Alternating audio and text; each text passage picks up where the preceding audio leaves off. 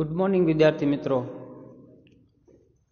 प्रकरण नंबर कृति नंबर जे 7 है गद्य नाटक देशभक्त झगड़ूसा ए आपणे हवे भणवा जई रह्या छीए। लेखक छे रमणलाल सोनी। सर्वप्रथम आपणे बोर्ड पर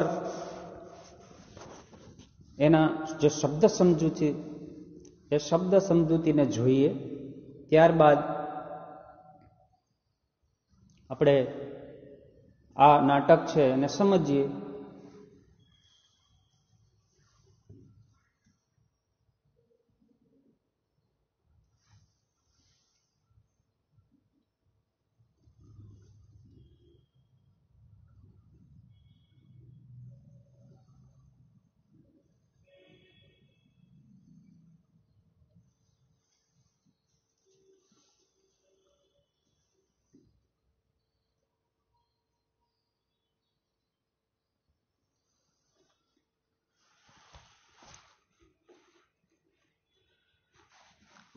विद्यार्थी मित्रों, शब्द समजूती ने आपणे समझ्या पछी जे रूढ़ि प्रयोगों पण थोड़ा छे ए तमे पाठ्यपुस्तकमांथी लखजो, एटले शब्द समजूती अने रूढ़ि प्रयोग बंने लखी शको तमे। जे आपणे पछी समयांतरे नोट तपास शाळाओ शरू थाय त्यारे करशुं, त्यारे दरेक वस्तु जोशुं। बरोबर। हवे अहींया जे वर्णन छे के देशभक्त केवा होवा जोईए, तो एनुं एक अनुपम उदाहरण એટલે કે ઝઘડુસા એમનું જે એક પાત્ર અમર પાત્ર એમની અહીંયા વાત આપણે સમજીએ જોઈએ। હવે સ્થળ એવું છે જાણે કે પાટણ અને પાટણના રાજા વિસળદેવનો દરબાર ભરાયેલો છે। રાજા વિસળદેવ દરબાર ભરીને બેઠા છે, પણ સૌના મોં ઉદાસ છે, બધાના મુખ પર એક ઉદાસી છે।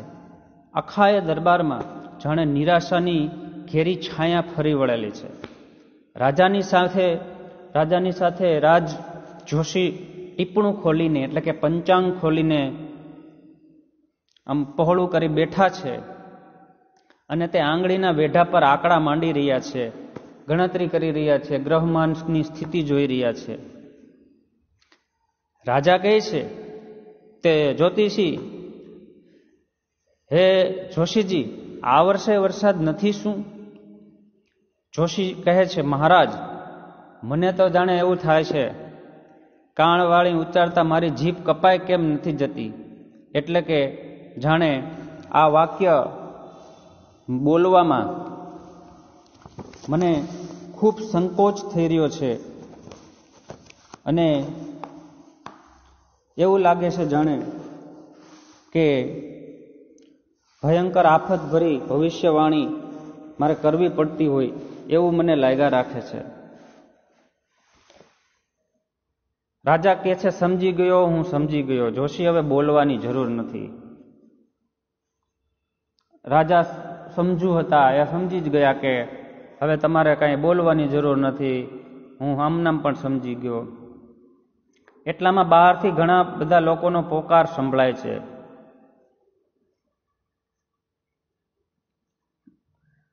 अमने खावानुं आपो, अमने जीवाड़ो, अमे मरी जईए छीए।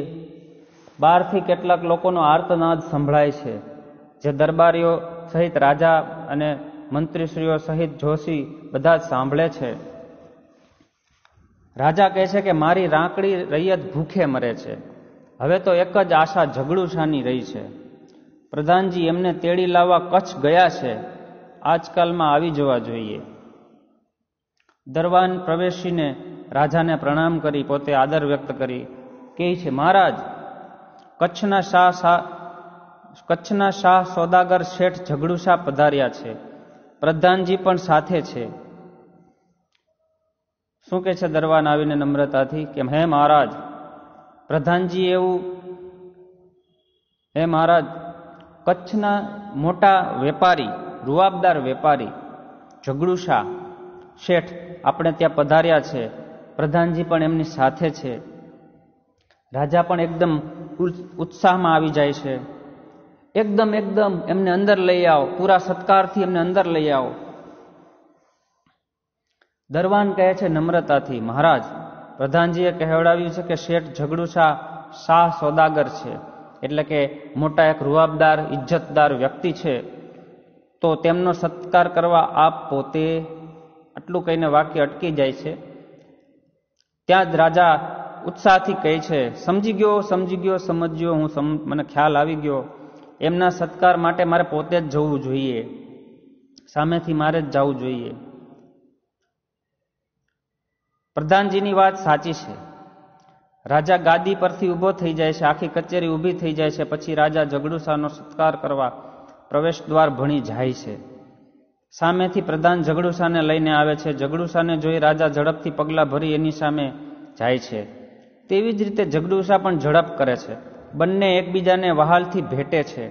પછી રાજા ઝઘડુશાનો હાથ પકડી રાજગાદી તરફ દોરી જાય છે અને પોતાની જોડે જ ગાદી પર તેમને બેસાડે છે. બંનેના બેઠા પછી પ્રધાન અને દરબારીઓ પોતપોતાના આસન પર બેસે છે. જો પૂરા આદર સત્કાર સાથે રાજા એમને અંદર તેડી લાવવા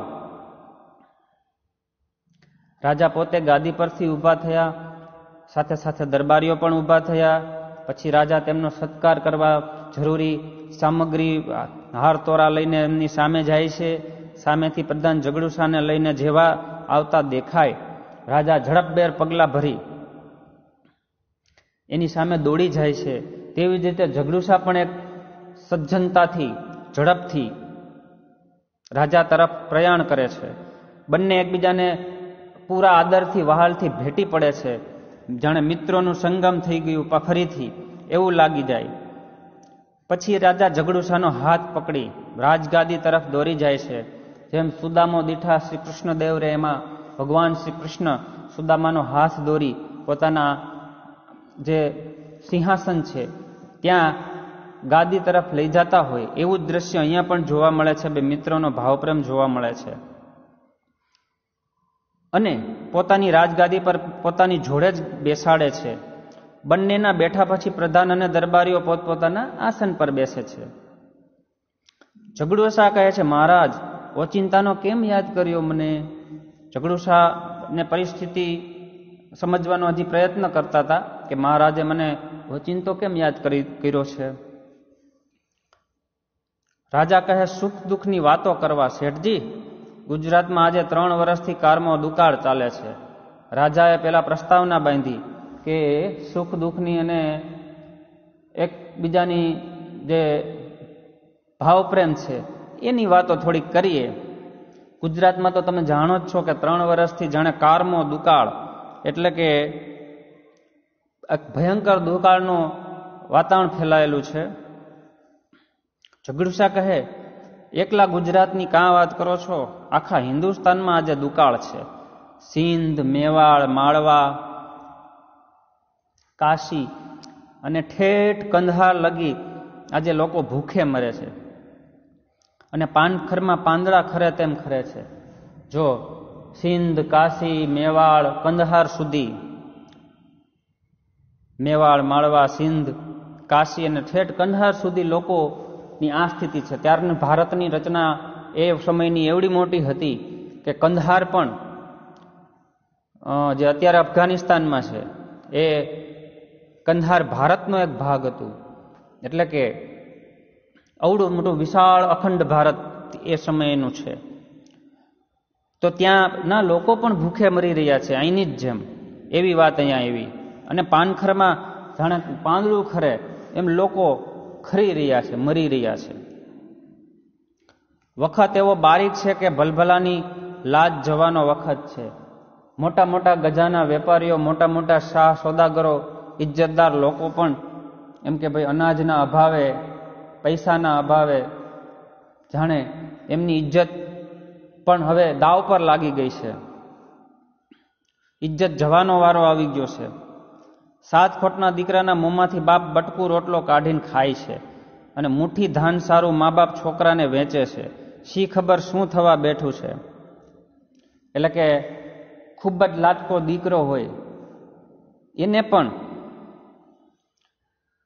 એના હાથમાંથી પણ બટકું છીનવી અને એના મોંમાંથી બટકું છીનવી બાપે રોટલો કાઢીને ખાઈ જાય છે.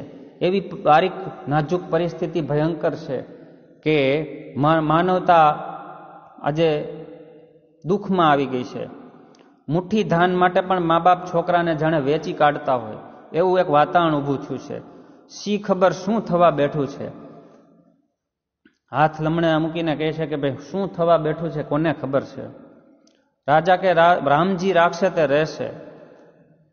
જેમ અંતે તો આપણે ભગવાન પર જ આધારિત છીએ, કારણ કે સર્વશક્તિમાન જે તત્વ, ઈશ્વરીય ચૈતન્ય તત્વ, એ આપણો છેલ્લો આધાર હોય છે. પણ આવે વખતે રૈયતને ટકાવી રાખવાનો રાજ્યનો ધર્મ છે. રાજા પોતાનો એક રાજ્ય ધર્મ પણ સમજે છે કે રાજાની જે ફરજો છે એમાં રૈયતને, પ્રજાને ટકાવી રાખવી એ રાજાનો રાજધર્મ છે. હવે ઝઘડુશા કહે છે, આપ સરખા પ્રજાવત્સલ રાજાના મોંમાં આવા જ શબ્દો શોભે. એટલે કે હું તમારી પાસેથી આવા જ શબ્દોની રાજા આશા રાખું છું એવી વાત છે. પછી જાણે મને સાંભળી બહુ આનંદ થાય છે. મેં તો સાંભળ્યું છે કે આપે આપના ધાનના કોઠાર, મને સાંભળી બહુ આનંદ થાય છે. મેં તો સાંભળ્યું છે કે આપે આપના ધાનના કોઠાર અને ધનના ભંડાર ગરીબોને માટે ખુલ્લા મૂકી દીધા છે. એટલે કે આપ જેવા રાજાના મુખમાં આવા જ શબ્દો શોભે. મને એ જાણીને ખૂબ આનંદ થયો, એ સાંભળીને ખૂબ આનંદ થયો. મેં તો સાંભળ્યું છે કે તમે તમારા ધનના કોઠાર અને ધાનના કોઠાર અને ધનના ભંડાર ગરીબોને માટે ખુલ્લા મૂકી દીધા છે. કોઠાર એટલે અનાજ ભરવાનો ઓરડો, અને ધાનના કોઠાર એટલે ધાન, અનાજ ભરવાનો ઓરડો છે, અને કોઠાર કહે છે. ધાન એટલે અનાજ અને કોઠાર એટલે અનાજ ભરવાનો ઓરડો. એટલે કે તમે તમારો અનાજ ભરવાના ઓરડાઓ પણ ખુલ્લા મૂકી દીધા છે, અને જાણે ધનના ભંડાર પણ તમે ગરીબોને માટે જાણે આમ ખુલ્લા જ મૂકી દીધા છે, એવી એક વાત અહીંયા છે. રાજા કે મૂકી તો દીધા હતા, હવે તો એ ખાલી થઈ ગયા. કારણ કે હવે શું જે હતું એ બધું ધીમે ધીમે વપરાતું ગયું. અને તમે જાણો છો કે 3 વર્ષથી કાળનો દુકાળ, ભયંકર દુકાળ છે. તો પ્રજા સુધી આપણી વાત આપણે કેવી રીતે મદદ હવે કરી શકીએ.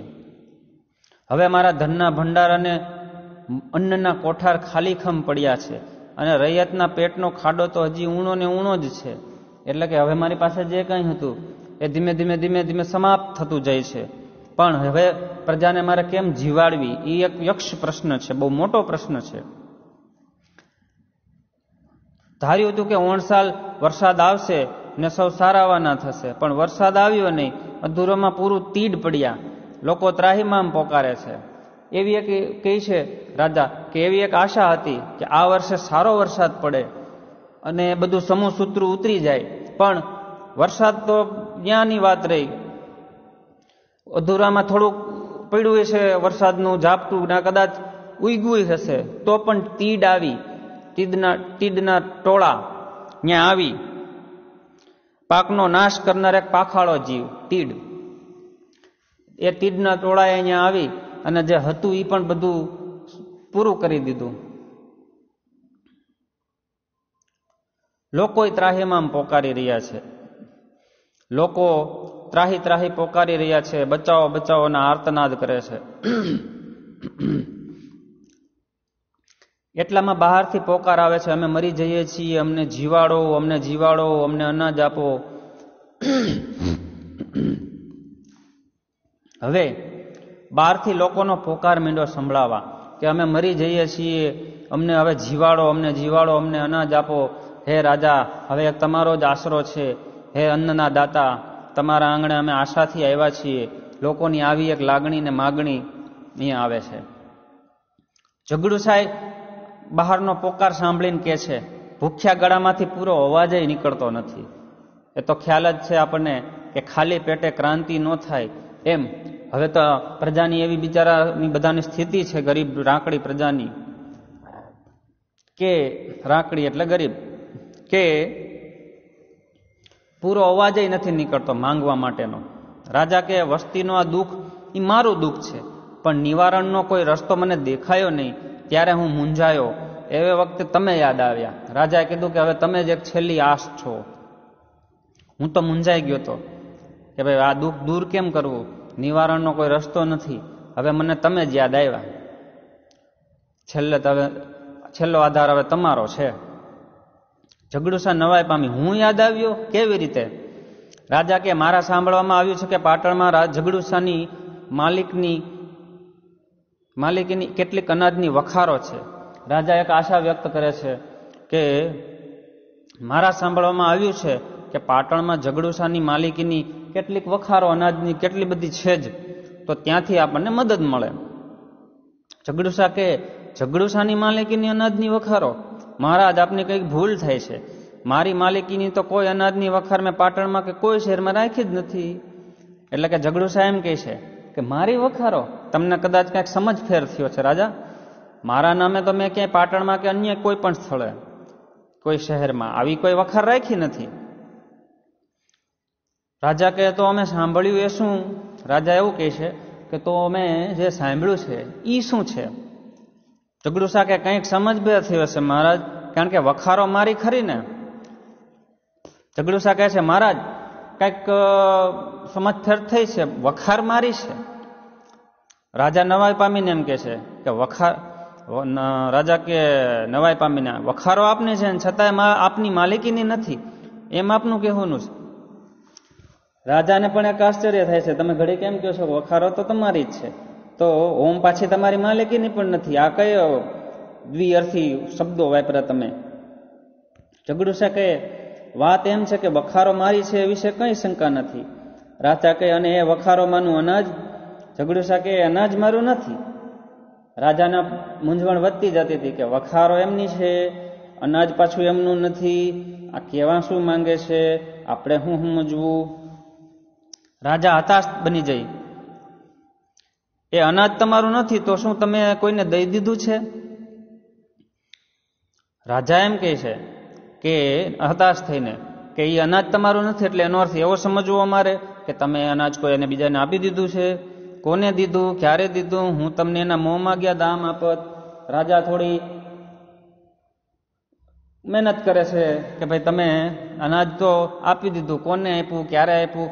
મને તમે કીધું હોત તો હું તમને એની ઊંચી કિંમત આપીને તમારી પાસેથી લઈ લેત. ઝઘડુસા કે એ અનાજ મારું નથી એ નિશ્ચિત છે.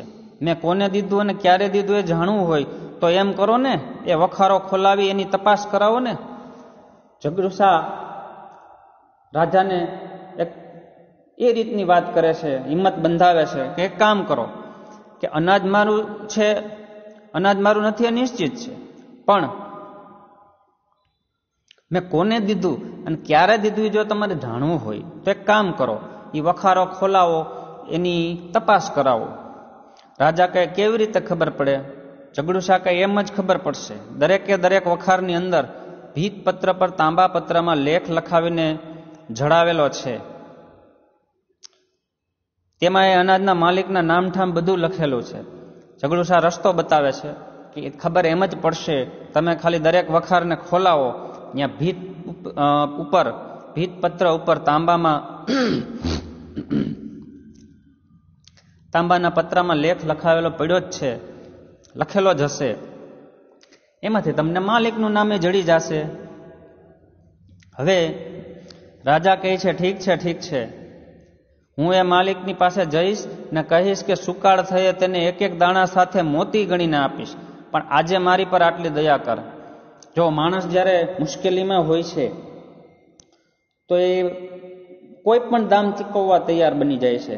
રાજા એમ કહે છે કે ઠીક છે, ઠીક છે, હું એ માલિકની પાસે જઈશ ને કહીશ કે સુકાળ થાય એટલે કે સારો સમય આવે, સારો વરસાદ થઈ જાય તો તેને એક એક દાણા સાથે મોતી ગણીને હું આપીશ. જો એક દાણો એની સામે એક મોતી, તો આ બરોબર સમજવા જેવી વાત છે કે અનાજનો એક દાણો અને મોતી પણ એક, તો કેટલી બધી કિંમત એક એક દાણાની રાજા ચૂકવવા તૈયાર હશે, અને કેવી મુશ્કેલી હશે કે રાજા આટલી મોટી વાત કરી શકતા હોય.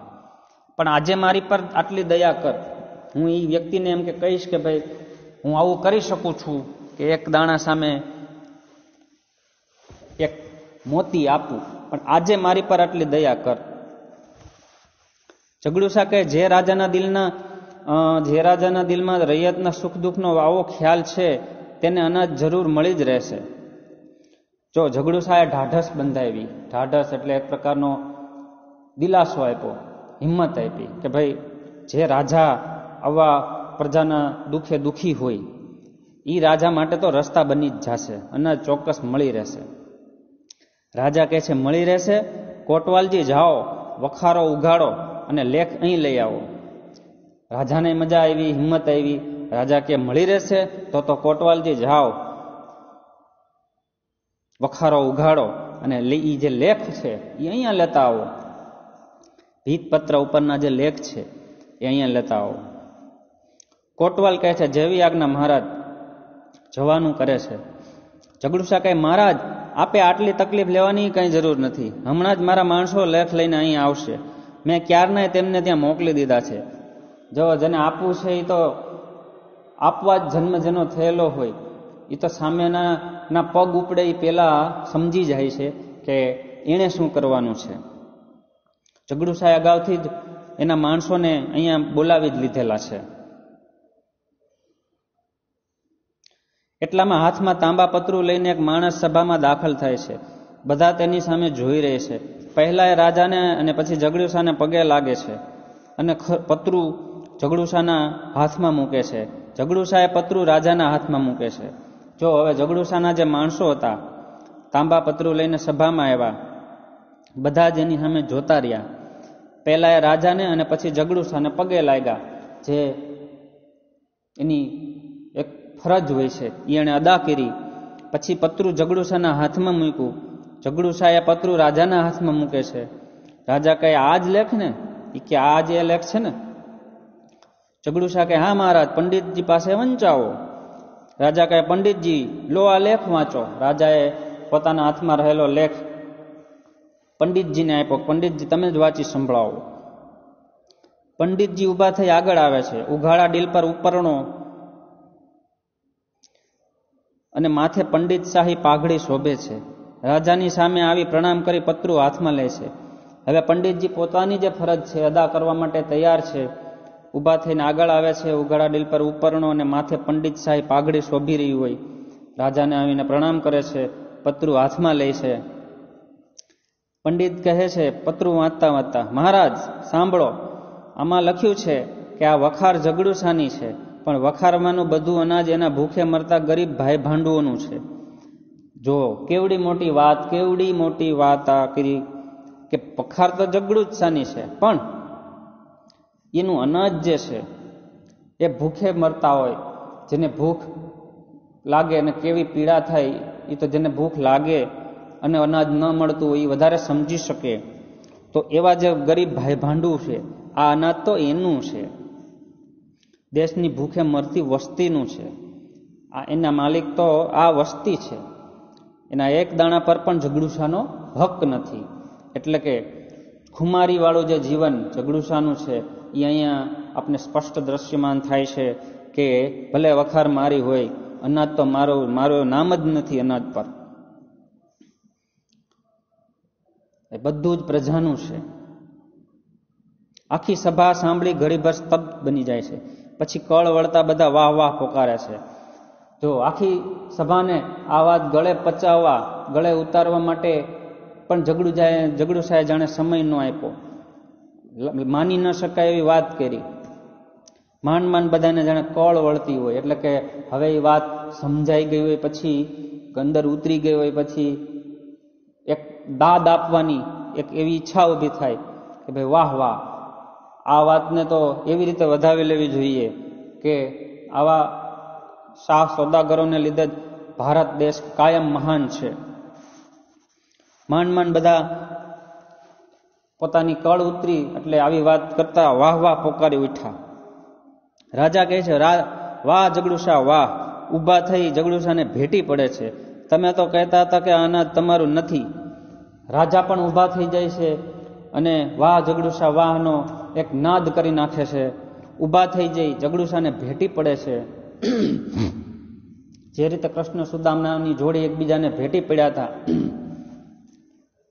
એવું દ્રશ્ય અહીંયા ઊભું થાય છે. જાણે બેયને અલગ પાડવા હોય તો પણ સામસામા બીજા માણસોને બોલાવો તો અલગ ન પડે, જેમ કૃષ્ણ અને સુદામા ભેટા હતા એમ અહીંયા વિશાળદેવ અને જગડુશા ભેટી પડે છે. રાજા કહે છે, તમે તો કહેતા હતા કે અનાજ તમારું નથી. જગડુશા કહે, તો મારું છે, એ તો ગરીબોનું છે.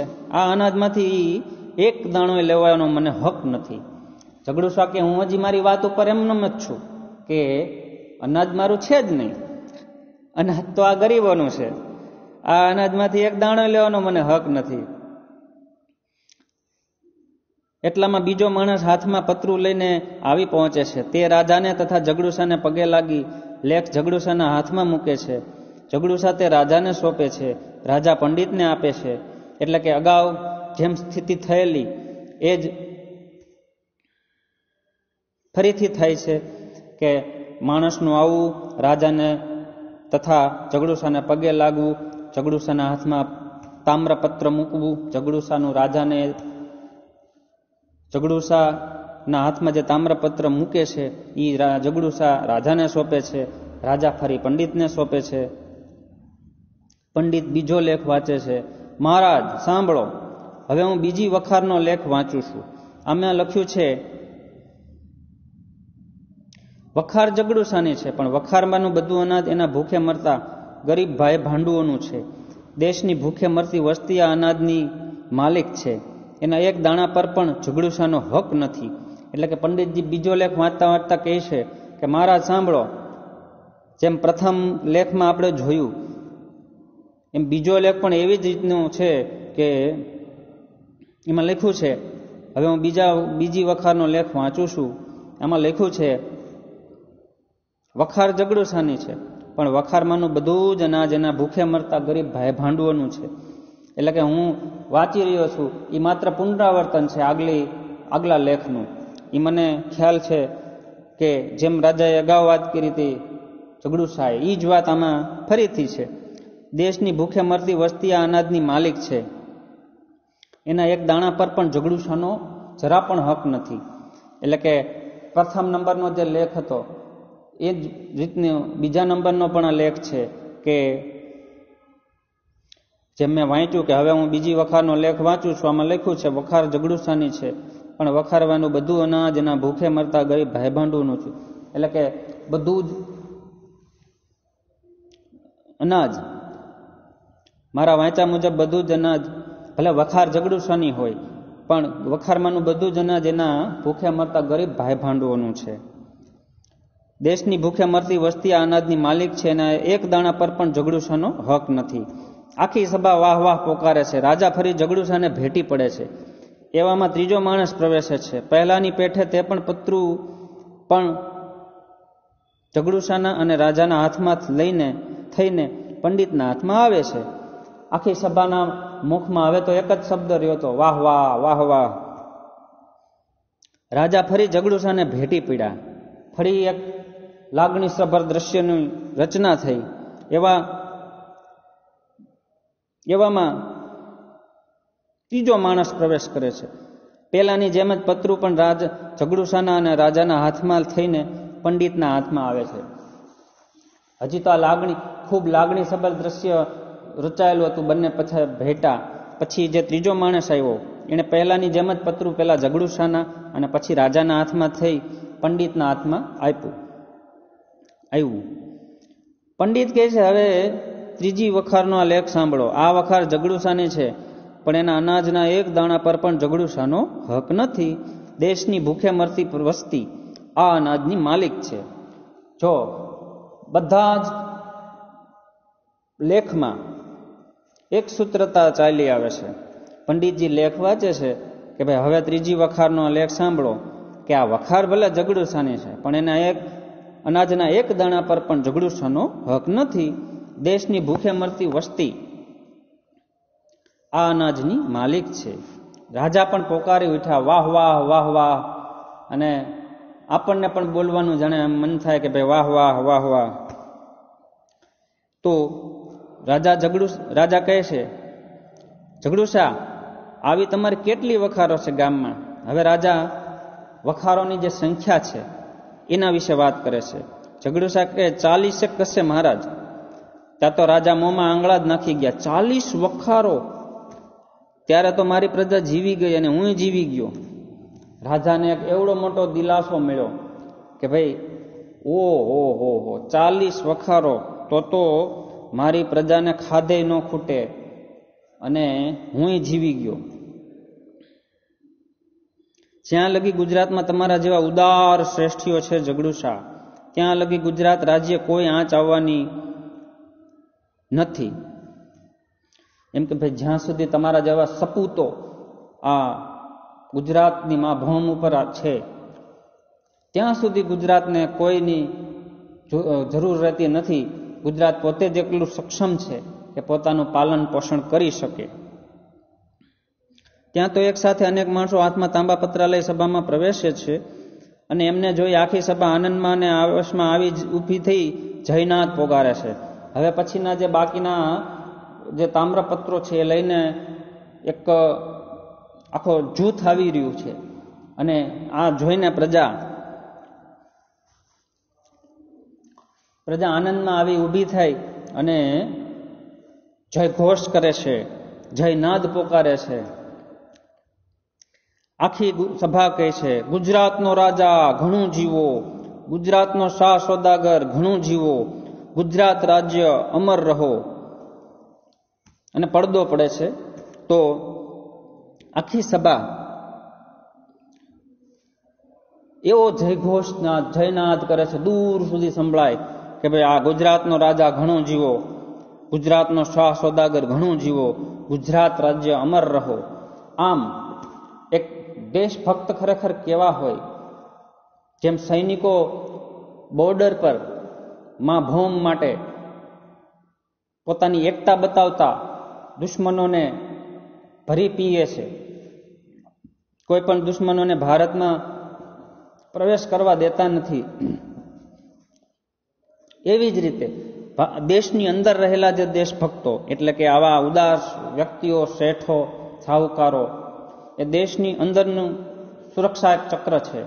જેમ બોર્ડર પર સૈનિકો સામદામ દંડ અને ભેદ દ્વારા દેશનું રક્ષણ કરે છે, એમ દેશની અંદર આવા દાતાઓ, ઝઘડુસા જેવા દેશભક્તો દેશની આબરૂને કાયમ બચાવી રાખે છે. તો આ નાટક અહીંયા પૂર્ણ થતું હોય છે, પડદો પડે છે. વિદ્યાર્થી મિત્રો, તમને પણ મજા આવી હશે એવી આશા રાખું છું. અને હવે પછીના લેક્ચરમાં આપણે અભ્યાસ અને સ્વાધ્યાય તરફ આગળ વધશું.